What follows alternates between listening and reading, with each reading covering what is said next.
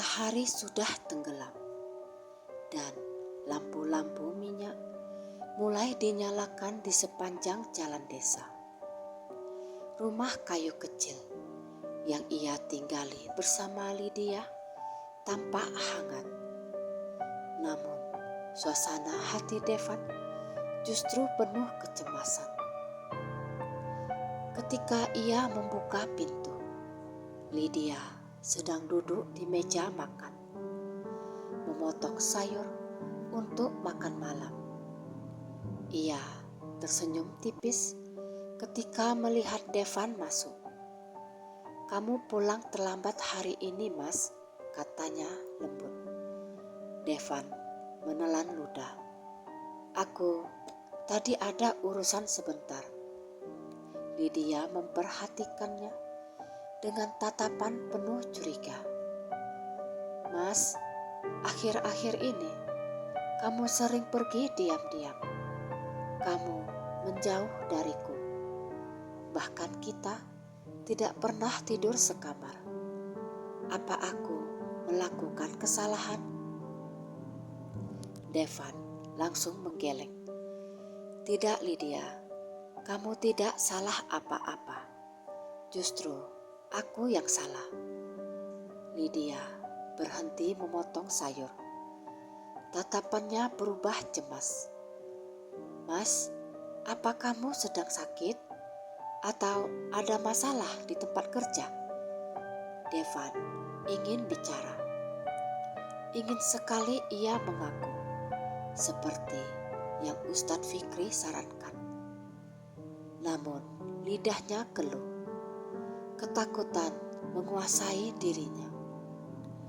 "Aku akan cerita, tapi tidak sekarang. Bukan karena aku tak percaya padamu. Aku hanya perlu waktu." Lydia memegang tangannya.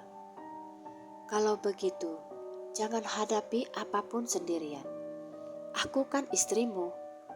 Sentuhan hangat itu membuat dadanya terasa sesak. Ia menunduk, tak sanggup menatap mata istrinya. Malamnya mereka makan bersama, meski suasana terasa canggung. Setelah makan, Lydia membersihkan meja dan menggantung lampu minyak. Devan duduk di kursi, memandangi istrinya sambil menahan perasaan bersalah. Namun tiba-tiba sesuatu membuatnya merinding. Saat Lydia berdiri di dekat jendela, bayangannya di kaca tampak berbeda. Bayangan itu terlihat sangat pudar, seolah tubuh Lydia mulai kehilangan energi. Devan bergidik. Itu pertanda awal pesugihan mulai meminta haknya. "Oh Tuhan, jangan ambil Lydia," bisiknya ketakutan. Seolah merasakan sesuatu, Lydia berbalik. "Mas, kamu kenapa? Kok pucat begitu?" Tidak apa-apa." Devan memaksakan tersenyum. Namun malam itu, keadaan semakin janggal. Lydia bermimpi buruk. Sekitar tengah malam, Lydia terbangun sambil terisak. "Mas, aku mimpi buruk. Ada sosok lelaki tua berwajah rusak. Dia menatapku dari ujung ranjang." Devan membeku. Sosok itu pasti lelaki pesugihan tersebut. "Aku takut, seolah dia ingin mengambil sesuatu dariku." Devan memeluknya erat. "Aku tidak akan biarkan siapapun menyakitimu." Tapi dalam hati, ia tahu bahwa musuhnya bukan manusia biasa. Keesokan paginya, Lydia mengeluh pusing, seperti habis berjalan jauh. Padahal ia tidak melakukan pekerjaan berat. Devan semakin panik. Ia tahu bahwa pesugihan itu mulai mengincar Lydia, meski mereka belum melakukan hubungan suami istri. Artinya, perjanjian lama mulai berubah karena Devan berusaha keluar dari jalan gelap tersebut. Malam harinya, Devan melihat sosok hitam berdiri di dekat sumur belakang ketika ia mengambil air. Sosok itu tidak memiliki wajah, hanya bayangan gelap dengan mata merah redup. Perjanjian tidak bisa diputus semudah itu, Devan. Suara itu bukan berasal dari manusia. Suaranya seperti angin yang berdesis di antara pohon bambu. Devan mundur dengan nafas terengah. Kau telah menikmati 6 nyawa. Kau berutang pada kami, dan kau harus melunasinya. Lydia adalah tumbal berikutnya. Tidak, Devan berteriak dalam ketakutan. Sosok itu tersenyum sinis atau sesuatu yang menyerupai senyum. Kalau bukan dia, maka kau yang akan kami ambil. Bayangan itu menghilang dalam sekejap, meninggalkan hawa dingin yang begitu menusuk tulang. Devan kembali masuk rumah dengan wajah pucat pasi. Lydia memandangnya cemas. Mas, kamu seperti melihat hantu. Devan mencoba tersenyum, tetapi suara gemetar mengkhianatinya. Besok malam kita akan menemui seseorang, Ustadz Fikri. Lydia terdiam, bingung dan takut. Ada apa sebenarnya, Mas? Devan memegang kedua tangan istrinya, menatapnya penuh tekad. Aku akan menjelaskan semuanya, tapi tolong jangan tinggalkan aku. Lydia mengangguk perlahan, meski wajahnya dipenuhi kebingungan. Dan malam itu, ketika angin menderu di luar, Devan tahu satu hal. Jika ia tidak segera melakukan sesuatu, Lydia akan menjadi korban berikutnya. Malam itu, angin bertiup lembut dari arah kebun kopi di belakang rumah. Hening menyelimuti desa. Hanya sesekali suara cangkrik terdengar dari balik rerumputan. Di dalam kamar, Devan duduk di tepi ranjang dengan wajah pucat dan gelisah. Selama bertahun-tahun, ia menjalani hidup dengan keyakinan keliru bahwa awet muda adalah satu-satunya jalan agar ia tidak mengalami nasib seperti ayahnya. Namun, kehadiran Lydia mengubah segalanya. Hari-hari bersama Lydia adalah hari paling damai yang pernah ia rasakan sejak masa kecilnya. Lydia, seorang perempuan sederhana berusia 22 tahun, memiliki ketulusan dan kelembutan yang tak pernah ditemui Devan pada istri-istrinya sebelumnya.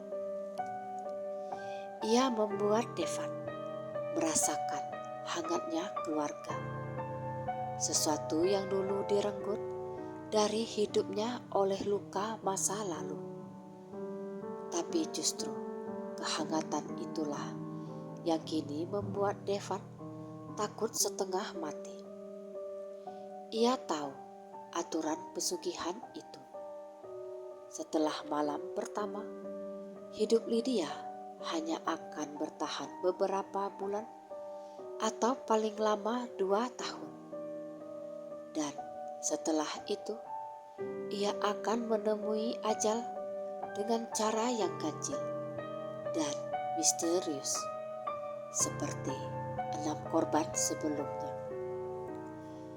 Devan memejamkan mata. Aku tak bisa. Aku tak sanggup melakukannya pada Lydia, gumamnya lirih. Hatinya terasa sesak. Sudah 7 bulan mereka menikah. Namun Devan selalu menghindari malam pertama. Ia selalu mencari alasan untuk menunda. Lydia tak pernah memaksa, tapi ia pasti mempertanyakan dalam hati. Devan bangkit perlahan dan berjalan keluar kamar. Ia menuruni tangga kayu yang berderit pelan. Dalam benaknya hanya ada satu nama, Ustadz Fikri. Ustadz muda di desa sebelah yang dikenal ramah dan tulus.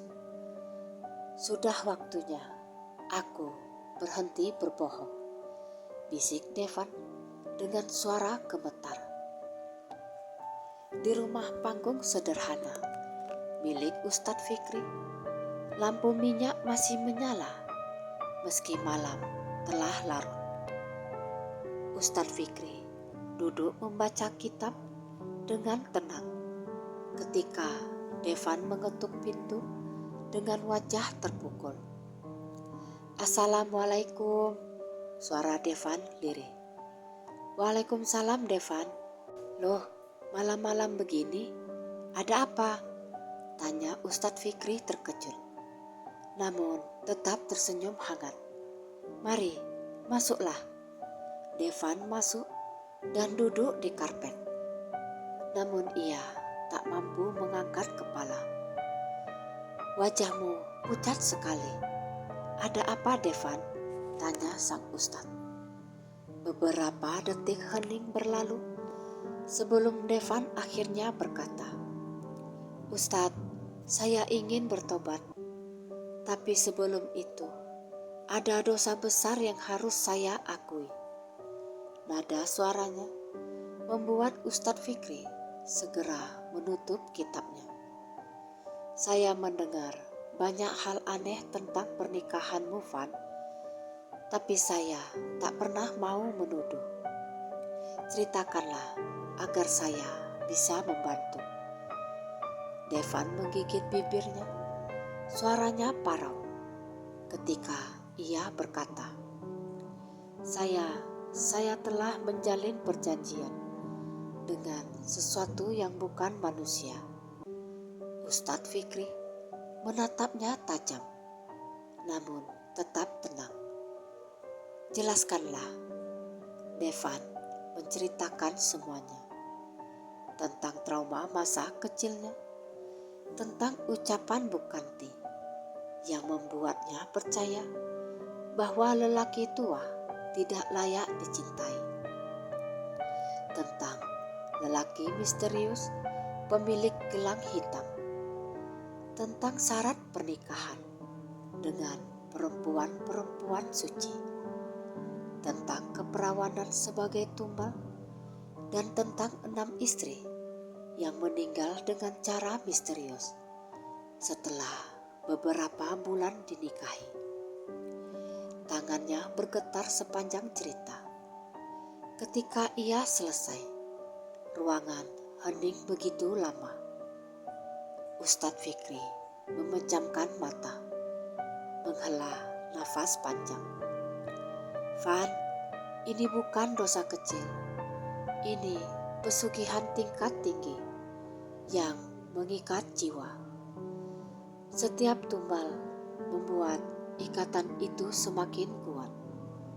Devan menunduk lebih dalam. "Saya tahu, saya sangat menyesal Ustadz, tapi saya benar-benar ingin berhenti. Saya tak ingin Lydia menjadi korban berikutnya." Mata Ustadz Fikri melembut. Jadi perempuan yang kau nikahi sekarang, dia belum menjadi tumbal? Devan menggeleng cepat. Tidak, saya tak tega. Saya mencintainya. Justru itu sebabnya saya datang ke sini. Ustadz Fikri lalu berdiri, mengambil air wudhu di sudut ruangan, kembali dan duduk di depan Devan. Baiklah, jika kau betul-betul ingin lepas, ada jalan. Tapi jalan ini tak mudah. Kau harus siap menghadapi akibatnya. Apapun Ustadz, jawab Devan mantap. Yang pertama, kau harus putuskan janji itu dengan ritual ruqyah dan pembacaan ayat. Makhluk yang mengikatmu tidak akan tinggal diam. Devan menelan ludah. Yang kedua, lanjut sang ustadz, kau harus jujur kepada istrimu. Tidak ada pembebasan tanpa kejujuran. Itu yang paling sulit Ustadz. Tapi itu syaratnya. Lydia harus tahu bahaya yang mengintainya. Devan mengangguk pelan. Ia tahu tak punya pilihan lain. Dan malam itu, untuk pertama kalinya, ia merasakan sesuatu yang sudah lama hilang dari hatinya, yaitu harapan. Pagi itu, embun masih menggantung di helai daun pepaya di halaman belakang rumah. Matahari baru muncul dari balik bukit, memberi warna keemasan pada atap rumah-rumah desa. Burung-burung gereja berkicau di bawah langit cerah, seolah tak ada beban dunia yang perlu dipikirkan. Di rumah Devan, suasana justru sebaliknya. Devan duduk di ruang tengah, ia gelisah. Keringat dingin mengalir di pelipisnya, meski udara tidak panas. Hari ini ia harus melakukan sesuatu yang selama ini ia hindari. Mengakui seluruh dosanya kepada Lydia. Ia menggenggam kedua tangannya. Lydia berhak tahu, ulangnya dalam hati. Langkah kaki terdengar dari arah dapur. Lydia muncul membawa 2 cangkir teh hangat. Senyumnya lembut seperti biasa, membuat Devan merasa bersalah. Kamu kelihatan pucat sekali, Mas, kata Lydia sambil duduk di sampingnya. Kamu mimpi buruk? Devan menggeleng. Suaranya pelan. Ada yang harus aku ceritakan padamu. Hal yang sangat berat. Senyum Lydia memudar, digantikan ekspresi cemas. Apa yang terjadi, Mas? Devan memejamkan mata sejenak. Lydia, aku mohon, apapun reaksimu setelah mendengar ceritaku nanti, tolong dengarkan sampai selesai. Lydia mengangguk pelan. Aku akan mendengarkanmu, Mas. Devan mulai bercerita. Ia memulai dari masa kecilnya, pertengkaran orang tuanya, kata-kata Bukanti yang meninggalkan luka abadi, dan bagaimana trauma itu membuatnya tumbuh dengan ketakutan berlebihan terhadap penuaan. Lydia mendengarkan dengan mata berkaca-kaca. Lalu Devan melanjutkan tentang lelaki misterius itu, tentang pesugihan syarat 9 perawan dan 6 perempuan yang telah menikah dengannya, lalu meninggal dalam waktu yang singkat. Saat bagian itu diucapkan, Lydia menutup mulutnya dengan kedua tangan. Tubuhnya gemetar. "Mas," suaranya pecah. Kau lakukan itu?" Devan menunduk sangat dalam. "Ya, dan aku sangat menyesal." Lydia menangis. Air matanya mengalir deras.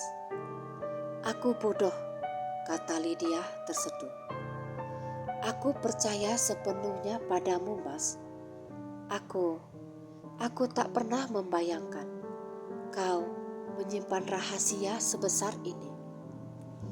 "Maafkan aku," suara Devan bergetar. "Aku tidak pernah mencintai siapapun sebelumnya. Aku tidak peduli saat mereka pergi. Tapi kamu yang pertama membuatku ingin berhenti." Lydia hanya menangis. Tidak menampar, tidak marah. Justru itu lebih menyakitkan. "Ada satu hal lagi," sambung Devan hati-hati. "Pesugihan itu akan menuntutmu sebagai tumbal berikutnya. Tapi aku sudah menemui Ustadz Fikri. Ia bersedia membantu kita untuk memutuskan ikatan itu. Tapi kau harus melindungi dirimu, Lydia. Kau harus ikut dalam ritualnya." Lydia akhirnya menatapnya, walaupun air matanya masih mengalir. "Kalau aku gak mau?"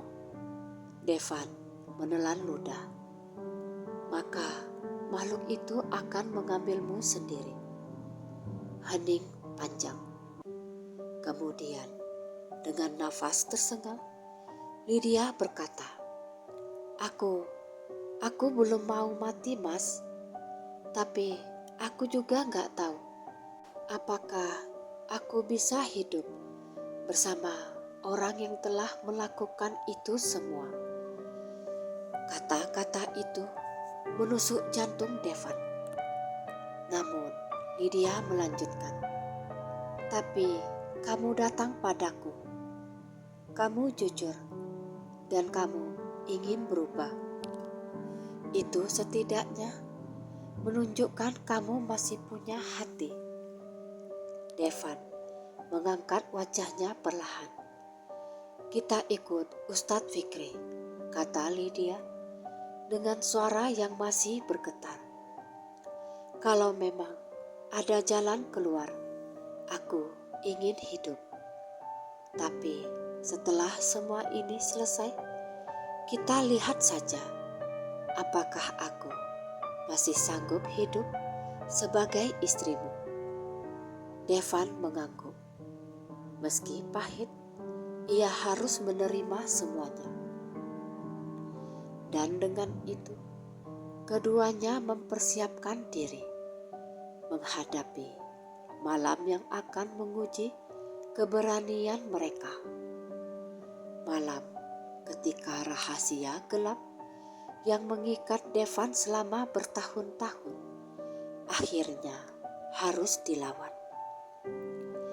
Malam itu, langit tampak lebih gelap dari biasanya. Awan kelabu menggantung rendah seperti menekan bumi dengan beratnya.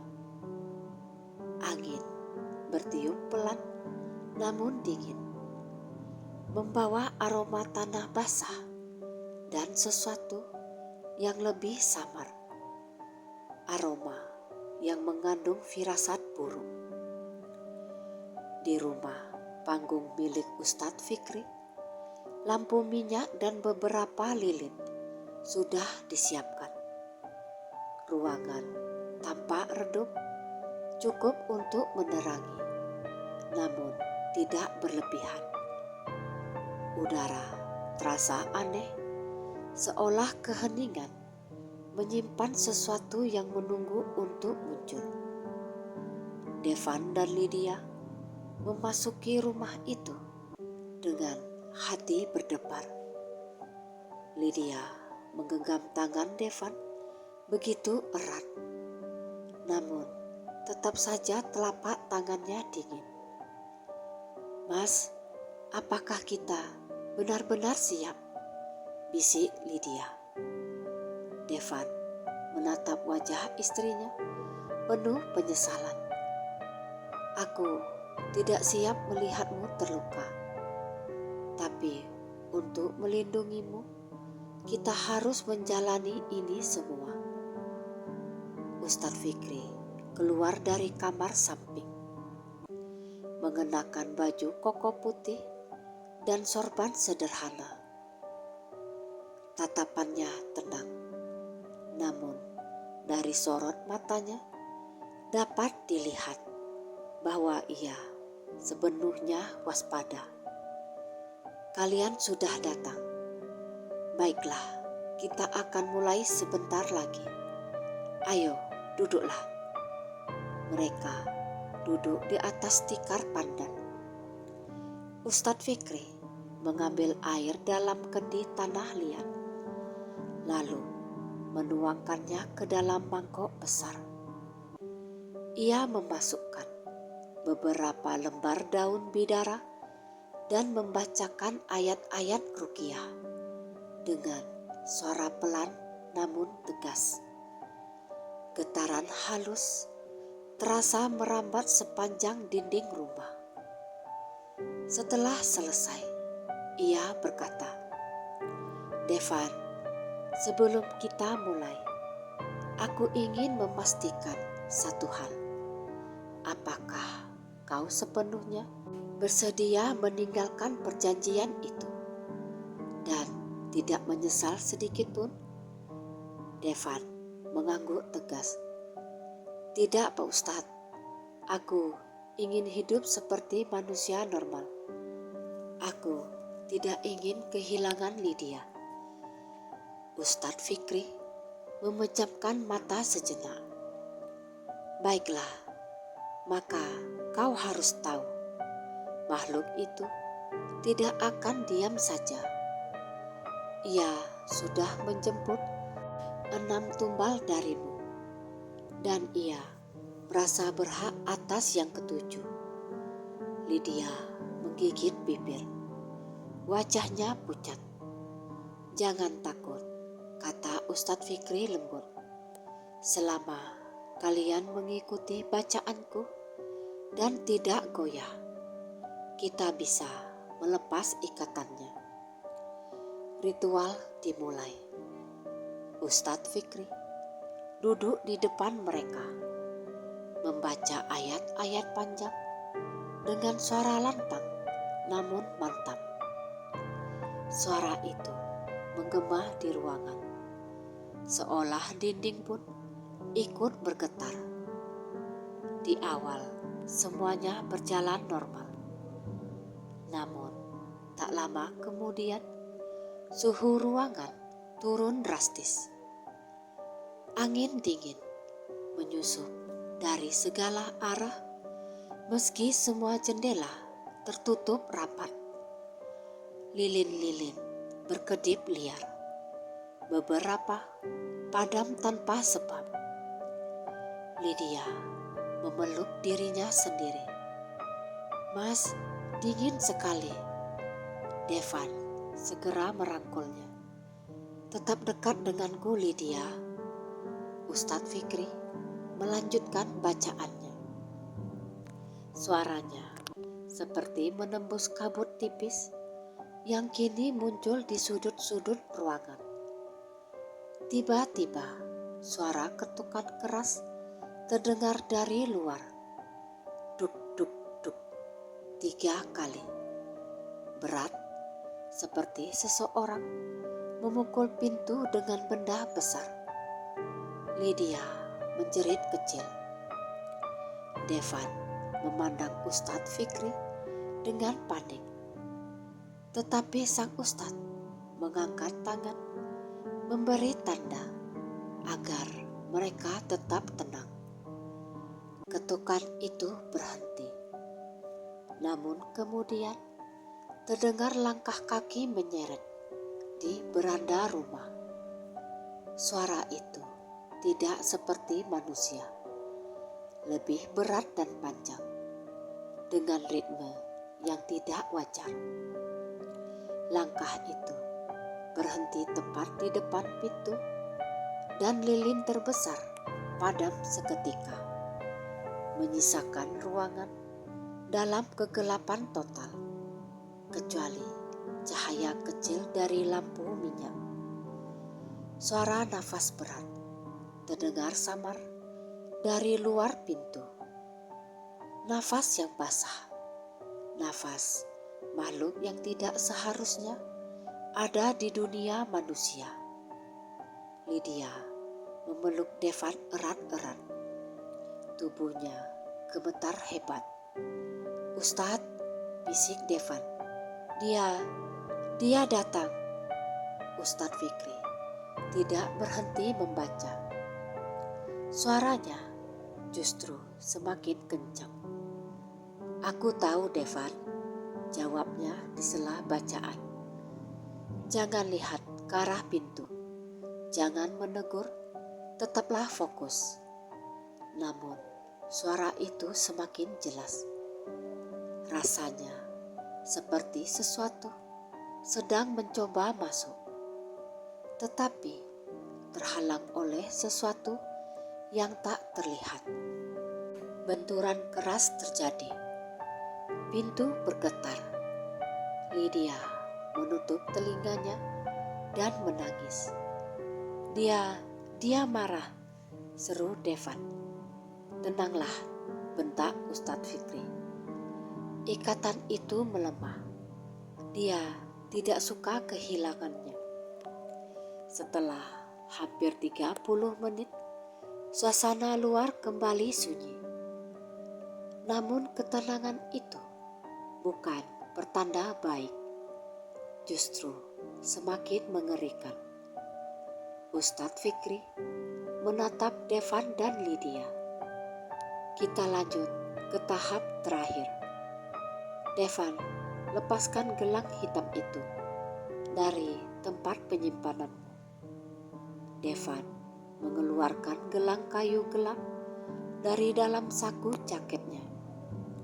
Sejak dulu, gelang itu seperti mengandung hawa panas yang tak alami. "Taruh di tengah," perintah Ustadz Fikri. Begitu gelang itu diletakkan, rumah bergetar seolah gempa kecil sedang berlangsung. Lilin-lilin padam bersamaan. Angin seperti menyapu seluruh ruangan. Dan dari gelang itu muncul suara kecil namun jelas, seperti bisikan. "Devan, kau milikku. Kau sudah 6 kali memenuhi janjimu." Suaranya seperti berasal dari dalam tanah. Devan pucat. Lydia memeluk lengannya begitu kuat sampai lututnya gemetar. Ustadz Fikri mengucap ayat pemutus ikatan dengan suara paling lantang. "Bismillahirrohmanirrohim." Tiba-tiba gelang itu retak. Suara retakannya membuat bulu kuduk Devan berdiri. Retakannya semakin besar, dan gelang itu pecah menjadi serpihan kecil. Bisikan itu menjerit marah. "Kau akan kubalas. Kalian akan menyesal nantinya." Kemudian semuanya sunyi. Devan menghela nafas panjang, lututnya lemas. Lydia menangis lega namun ketakutan. Ustadz Fikri menunduk lelah. Ikatan sudah putus. Tapi ini untuk sementara. Untuk sementara? Tanya Devan panik. Ya, jawab Ustadz Fikri. Makhluk itu belum sepenuhnya pergi. Ia masih berkeliaran. Ia kehilangan tumbal dan ia akan mencoba menagih apa yang menurutnya menjadi miliknya. Lydia memandang mereka berdua, ketakutan jelas di wajahnya. Jadi, apa yang harus kita lakukan sekarang? Sekarang, kita harus bersiap untuk menghadapi kunjungan terakhirnya. Beberapa hari setelah ritual itu, kehidupan tampak berjalan normal. Matahari terbit, ayam berkokok, dan kesibukan desa kembali seperti biasa. Namun, bagi Devan dan Lydia, semua terasa seperti ketenangan sebelum badai. Setiap malam, suara-suara aneh terdengar di sekitar rumah mereka. Langkah kaki menyeret, bisikan samar dari balik dinding, atau suara ketukan yang berhenti begitu mereka mendekati sumbernya. Lydia tak bisa tidur. Devan selalu berjaga, matanya merah karena kurang istirahat. Kapan semua ini selesai, Mas? Tanya Lydia dengan suara lemah. Tak lama lagi, jawab Devan mencoba menenangkan. Ustadz Fikri bilang makhluk itu akan muncul untuk terakhir kalinya. Setelah itu, kita bisa hidup tenang. Namun, Devan sendiri tidak sepenuhnya yakin. Malam itu, situasi berubah drastis. Langit tanpa bintang, udara begitu dingin, seperti musim hujan, padahal belum waktunya. Angin tak bertiup, seolah dunia berhenti bernafas. Devan menyalakan beberapa lampu minyak di ruang tengah. Lydia duduk meringkuk di sudut ruangan. Wajahnya pucat, matanya merah karena menangis. Tiba-tiba suara detak pelan terdengar dari arah atap, seperti sesuatu merayap perlahan. Devan meraih tangan Lydia. Dia datang. Lydia menahan tangis. Langkah merayap itu turun ke dinding, lalu ke lantai, dan keluar pintu ruang tengah. Rumah menjadi sangat sunyi, sehingga suara nafas mereka terdengar jelas. Kemudian, pintu ruang tengah diketuk pelan. Tok, tok, tok. Suara itu begitu halus, namun justru membuat jantung mereka hampir berhenti. Ketukan itu bukan milik manusia. Devan berdiri perlahan. Ustadz Fikri pasti sudah dekat. Dia bilang makhluk itu akan datang pada jam-jam ini. Kita harus bertahan sampai Ustadz datang. Lydia menangis tanpa suara. Ketukan berubah menjadi dorongan. Pintu bergetar, namun tidak terbuka. Tiba-tiba suara itu berbicara. "Buka, Devan." Suaranya serak, panjang, dan bergema seperti datang dari luar dunia manusia. Lydia menutup telinganya. "Wanita itu milikku. Kau sudah menjanjikannya. 6 sudah kubawa. 1 lagi Satu lagi, Devan. Devan berteriak. Tidak, aku sudah memutuskan ikatan itu. Kau tidak akan mengambil siapapun lagi. Makhluk itu tertawa. Tawa yang rendah namun memekakkan telinga. Seolah tawa itu bergetar di dalam tulang. Kau pikir gelang itu segalanya? Devan tersentak. Apa maksudmu? Ikatan ada di darahmu. Devan memucat. Gelang itu hanyalah wadah, tapi tumbal mengikat tubuhmu.